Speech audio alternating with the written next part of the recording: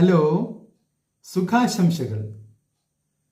നിങ്ങളുടെ മാസവരുമാനത്തിൻ്റെ expiry date വളരെ കുറവാണോ? സാധാരണ മരുന്നുകളുടെ എക്സ്പയറി ഡേറ്റ് എന്ന് പറയുന്നത് അവയുടെ കാലാവധി കഴിയുന്ന തീയതിയാണ്. കാലാവധി കഴിഞ്ഞ മരുന്നുകൾ ഉപയോഗിക്കാൻ പാടില്ല, അവ ഒഴിവാക്കണം. എന്നാൽ മാസവരുമാനങ്ങളുടെ കാര്യത്തിൽ എക്സ്പയറി ഡേറ്റ് എന്ന് പറയുന്നതിന് കുറച്ച് വ്യത്യാസമുണ്ട്. മാസവരുമാനങ്ങളുടെ എക്സ്പയറി ഡേറ്റ് എന്ന് പറയുന്നത് മാസവരുമാനം പരിപൂർണമായും ഉപയോഗിച്ച് തീരുന്ന തീയതിയാണ്. ഇത് പലർക്കും പല രീതിയിലായിരിക്കും. നല്ല ആരോഗ്യമുള്ള മാസവരുമാനമുള്ള ആളുകൾക്ക് അവരുടെ മാസവരുമാനം 2 മാസം വരെ നീണ്ടു നിൽക്കാറുണ്ട്. എന്നാൽ നല്ല ആരോഗ്യമുള്ള മാസവരുമാനങ്ങൾ വളരെ കുറവായിട്ടാണ് കാണപ്പെടുന്നത്.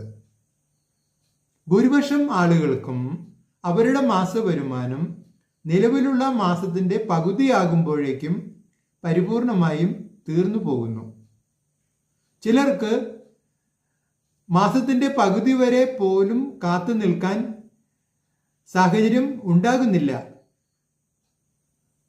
ഒരാഴ്ച കഴിയുമ്പോഴേക്കും അവരുടെ മാസവരുമാനം പരിപൂർണമായും തീർന്നു കഴിഞ്ഞിട്ടുണ്ടാകും.